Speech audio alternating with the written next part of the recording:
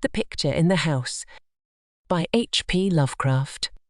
Searchers after horror haunt strange, far places. For them are the catacombs of Ptolemais and the carven mausolea of the nightmare countries. They climb to the moonlit towers of ruined Rhine castles and falter down black cobwebbed steps beneath the scattered stones of forgotten cities in Asia. The haunted wood and the desolate mountain are their shrines, and they linger around the sinister monoliths on uninhabited islands. But the true epicure in the terrible, to whom a new thrill of unutterable ghastliness is the chief end and justification of existence, esteems most of all the ancient, lonely farmhouses of backwoods New England. For there the dark elements of strength, solitude, grotesqueness, and ignorance combine to form the perfection of the hideous. Most horrible of all sights are the little unpainted wooden houses remote from travelled ways, usually squatted upon some damp, grassy slope or leaning against some gigantic outcropping of rock. 200 years and more they have leaned or squatted there, while the vines have crawled and the trees have swelled and spread. They are almost hidden now in lawless luxuriances of green and guardian shrouds of shadow. But the small paned windows still stare shockingly, as if blinking through a lethal stupor which wards off madness by dulling the memory of unutterable things. In such houses have dwelt generations of strange people whose like the world has never seen. Seized with a gloomy and fanatical belief which exiled them from their kind, their ancestors sought the wilderness for freedom. There the scions of a conquering race indeed flourished free from the restrictions of their fellows, but cowered in an appalling slavery to the dismal phantasms of their own minds. Divorced from the enlightenment of civilization, the strength of these Puritans turned into singular channels, and in their isolation, morbid self-repression, and struggle for life with relentless nature, there came to them dark, furtive traits from the prehistoric depths of their cold northern heritage. By necessity practical and by philosophy stern, these folk were not beautiful in their sins. Erring as all mortals must, they were forced by their rigid code to seek concealment above all else, so that they came to use less and less taste in what they concealed. Only the silent, sleepy, staring houses in the backwoods can tell all that has lain hidden since the early days. And they're not communicative, being loath to shake off the drowsiness which helps them forget. Sometimes one feels that it would be merciful to tear down these houses, for they must often dream. It was to a time-battered edifice of this description that I was driven one afternoon in November, 1896, by a rain of such chilling copiousness that any shelter was preferable to exposure. I had been travelling for some time amongst the people of the Miskatonic Valley in quest of certain genealogical data, and from the remote, devious, and problematical nature of my course, had deemed it convenient to employ a bicycle despite the lateness of the season. Now I found myself upon an apparently abandoned road which I had chosen as the shortest cut to Arkham, overtaken by the storm at a point far from any town, and confronted with no refuge save the antique and repellent wooden building which blinked with bleared windows from between two huge leafless elms near the foot of a rocky hill. Distant though it was from the remnant of a road, the house none the less impressed me unfavourably the very moment I espied it. Honest, wholesome structures do not stare at travellers so slyly and hauntingly, and in my genealogical researches I had encountered legends of a century before which biased me against places of this kind. Yet the force of the elements was such as to overcome my scruples, and I did not hesitate to wheel my machine up the weedy rise to the closed door which seemed at once so suggestive and secretive. I had somehow taken it for granted that the house was abandoned, yet as I approached it, I was not so sure. For though the walks were indeed overgrown with weeds, they seemed to retain their nature a little too well to argue complete desertion. Therefore, instead of trying the door, I knocked, feeling as I did so a trepidation I could scarcely explain, as I waited on the rough, mossy rock which served as a doorstep. I glanced at the neighbouring windows and the panes of the transom above me, and noticed that although old, rattling, and almost opaque with dirt, they were not broken. The building, then, must still be inhabited, despite its isolation and general neglect. However, my rapping evoked no response. So after repeating the summons, I tried the rusty latch and found the door unfastened. Inside was a little vestibule with walls from which the plaster was falling, and through the doorway came a faint but peculiarly hateful odour. I entered, carrying my bicycle, and closed the door behind me. Ahead rose a narrow staircase, flanked by a small door probably leading to the cellar, while to the left and right were closed doors leading to rooms on the ground floor. Leaning my cycle against the wall, I opened the door at the left and crossed into a small, low-ceiled chamber, but dimly lighted by its 2 dusty windows and furnished in the barest and most primitive possible way. It appeared to be a kind of sitting room, for it had a table and several chairs, and an immense fireplace above which ticked an antique clock on a mantel. Books and papers were very few, and in the prevailing gloom I could not readily discern the titles. What interested me was the uniform air of archaism as displayed in every visible detail. Most of the houses in this region I had found rich in relics of the past, but here the antiquity was curiously complete. For in all the room I could not discover a single article of definitely post-revolutionary date. Had the furnishings been less humble, the place would have been a collector's paradise. As I surveyed this quaint apartment, I felt an increase in that aversion first excited by the bleak exterior of the house. Just what it was that I feared or loathed, I could by no means define, but something in the whole atmosphere seemed redolent of unhallowed age, of unpleasant crudeness, and of secrets which should be forgotten. I felt disinclined to sit down and wondered about examining the various articles which I had noticed.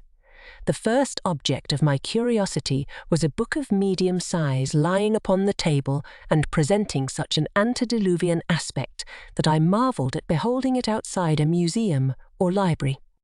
It was bound in leather with metal fittings and was in an excellent state of preservation, being altogether an unusual sort of volume to encounter in abodes so lowly. When I opened it to the title page, my wonder grew even greater, for it proved to be nothing less rare than Pigafetta's account of the Congo region, written in Latin from the notes of the sailor Lopez and printed at Frankfurt in 1598. I had often heard of this work, with its curious illustrations by the brothers de Bry, hence for a moment forgot my uneasiness in my desire to turn the pages before me. The engravings were indeed interesting, drawn wholly from imagination and careless descriptions, and represented Negroes with white skins and Caucasian features. Nor would I soon have closed the book had not an exceedingly trivial circumstance upset my tired nerves and revived my sensation of disquiet. What annoyed me was merely the persistent way in which the volume tended to fall open of itself at plate secondshe, which represented in gruesome detail a butcher's shop of the cannibal Anziques. I experienced some shame at my susceptibility to so slight a thing, but the drawing nevertheless disturbed me, especially in connection with some adjacent passages descriptive of Anzique gastronomy. I had turned to a neighbouring shelf and was examining its meagre literary contents, an 18th century Bible, a Pilgrim's Progress of like period, illustrated with grotesque woodcuts and printed by the almanac maker Isaiah Thomas, the rotting bulk of Cotton Mather's Magnalia Christi Americana, and a few other books of evidently equal age when my attention was aroused by the unmistakable sound of walking in the room overhead. At first astonished and startled, considering the lack of response to my recent knocking at the door, I immediately afterward concluded that the walker had just awakened from a sound sleep, and listened with less surprise as the footsteps sounded on the creaking stairs. The tread was heavy, yet seemed to contain a curious quality of cautiousness, a quality which I disliked the more because the tread was heavy. When I had entered the room I had shut the door behind me. Now, after a moment of silence during which the walker may have been inspecting my bicycle in the hall, I heard a fumbling at the latch and saw the panelled portal swing open again. In the doorway stood a person of such singular appearance that I should have exclaimed aloud, but for the restraints of good breeding. Old, white-bearded, and ragged, my host possessed a countenance and physique which inspired equal wonder and respect. His height could not have been less than 6 feet, and despite a general air of age and poverty, he was stout and powerful in proportion. His face, almost hidden by a long beard which grew high on the cheeks, seemed abnormally ruddy and less wrinkled than one might expect, while over a high forehead fell a shock of white hair little thinned by the years. His blue eyes, though a trifle bloodshot, seemed inexplicably keen and burning. But for his horrible unkemptness, the man would have been as distinguished-looking as he was impressive. This unkemptness, however, made him offensive despite his face and figure. Of what his clothing consisted I could hardly tell, for it seemed to me no more than a mass of tatters surmounting a pair of high, heavy boots, and his lack of cleanliness surpassed description. The appearance of this man, and the instinctive fear he inspired, prepared me for something like enmity, so that I almost shuddered through surprise and a sense of uncanny incongruity when he motioned me to a chair and addressed me in a thin, weak voice full of fawning respect and ingratiating hospitality. His speech was very curious, an extreme form of Yankee dialect I had thought long extinct, and I studied it closely as he sat down opposite me for conversation. "Ketched in the rain, be ye?" he greeted. "Glad ye was nigh the house and he'd the sense to come right in. I calculate I was asleep, else I'd a heard ye. I ain't as young as I used to be, and I need a powerful sight o' naps nowadays. Travellin' fur. I ain't seed many folks o' less rud since they tuck off the Arkham stage." I replied that I was going to Arkham, and apologised for my rude entry into his domicile, whereupon he continued, "Glad to see ye. Youngs and new faces is scarce around here, and I ain't got much to cheer me up these days. Guess you hail from Busting, don't ye? I never been there, but I can tell a tone man when I see I'm we head one for district schoolmaster in '84, but he quit sudden to no one never heard on him since." Here the old man lapsed into a kind of chuckle and made no explanation when I questioned him. He seemed to be in an aboundingly good humour, yet to possess those eccentricities which one might guess from his grooming. For some time he rambled on with an almost feverish geniality, when it struck me to ask him how he came by so rare a book as Pigafetta's Regnum Congo. The effect of this volume had not left me, and I felt a certain hesitancy in speaking of it. But curiosity overmastered all the vague fears which had steadily accumulated since my first glimpse of the house. To my relief, the question did not seem an awkward one, for the old man answered freely and volubly. "Oh, that Africky book. Captain Ebenezer Holt traded me the tin 68 him, as was kilt in the war." Something about the name of Ebenezer Holt caused me to look up sharply. I had encountered it in my genealogical work, but not in any record since the Revolution. I wondered if my host could help me in the task at which I was labouring, and resolved to ask him about it later on. He continued, "Ebenezer was on a Salem merchantman for years, and picked up a sight of queer stuff in every port. He got this in London. I guess he used to, like buy things at the shops. I was up to his house onct, on the hill. Trade in hosses when I see this book. I relish the pictures, so he give it in on a swap. 'Tis a queer book here. Leave me git on my spectacles." The old man fumbled among his rags, producing a pair of dirty and amazingly antique glasses with small octagonal lenses and steel bows. Donning these, he reached for the volume on the table and turned the pages lovingly. "Ebenezer could read a leetle of this at his Leighton, but I can't. I had 2 or 3 schoolmasters read me a bit, and Pusson Clark. Him they say got drownded in the pond. Can you make anything out in it? I told him that I could, and translated for his benefit a paragraph near the beginning. If I erred, he was not scholar enough to correct me, for he seemed childishly pleased at my English version. His proximity was becoming rather obnoxious, yet I saw no way to escape without offending him. I was amused at the childish fondness of this ignorant old man for the pictures in a book he could not read, and wondered how much better he could read the few books in English which adorned the room. This revelation of simplicity removed much of the ill-defined apprehension I had felt, and I smiled as my host rambled and "Queer how pictures kin set a body thinkin'. Take this un here near the front. Have you ever see trees like that, with big leaves a-floppin' over and down? And them can't be, they do beat all. Kinda like I guess, even if they be an Some o' these here critters looks like monkeys, or half monkeys and half men, but I never heard o' nothing like this un. Here he pointed to a fabulous creature of the artist, which one might describe as a sort of dragon with the head of an alligator. But now I'll show ye the best un over here nigh the middle. The old man's speech grew a trifle thicker, and his eyes assumed a brighter glow, but his fumbling hands, though seemingly clumsier than before, were entirely adequate to their mission. The book fell open, almost of its own accord, and as if from frequent consultation at this place, to the repellent 12th plate shewing a butcher's shop amongst the Anzique cannibals. My sense of restlessness returned, though I did not exhibit it. The especially bizarre thing was that the artist had made his Africans look like white men. The limbs and quarters hanging about the walls of the shop were ghastly, while the butcher with his axe was hideously incongruous. But my host seemed to relish the view as much as I disliked it. What d'ye think? This ain't never see the like hereabouts, eh? When I see this, I telled Ebholt, that's sooth the stir ye up and make your blood tickle. When I read in scripture about slayin' like the Midianites was slew, I kinda think things, but I ain't got no picter of it. Here a body kin, see all they is to it. I s'pose 'I sin, but ain't we all born and livin' in sin? The fella being chopped up gives me a tickle. Every time I look at my have to keep looking at I'm see while the butcher cut off his feet.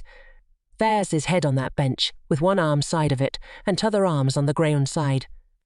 Oh! The meat block. As the man mumbled on in his shocking ecstasy, the expression on his hairy, spectacled face became indescribable, but his voice sank rather than mounted. My own sensations can scarcely be recorded. All the terror I had dimly felt before rushed upon me actively and vividly, and I knew that I loathed the ancient and abhorrent creature so near me with an infinite intensity. His madness, or at least his partial perversion, seemed beyond dispute. He was almost whispering now, with a huskiness more terrible than a scream, and I trembled as I listened. As I says, 'tis queer how picters sets you thinking. "Die know, young sir? I'm right sot on this un here. Arter, I got the book off ere I used to look at it a lot, especial when I'd heerd Parson Clark rant o' Sundays in his big wig. On't I tried soothin' funny here, young sir. Don't get scared, all I done was ter look at the picter afore I kilt the sheep for market killin' sheep was kinda more fun arter. Looking at it, the tone of the old man now sank very low, sometimes becoming so faint that his words were hardly audible. I listened to the rain and to the rattling of the bleared, small-paned windows, and marked a rumbling of approaching thunder, quite unusual for the season. Once a terrific flash and peal shook the frail house to its foundations, but the whisperer seemed not to notice it. Killin' sheep was kinda more fun, but I know 'twarn't quite satisfyin'. Queer how a craven gets a holt on ye as you love the Almighty, young man. Don't tell nobody, but I swore to God the picter begun to make me hungry for victuals. I couldn't raise nor buy here. Set still. What's ailing ye?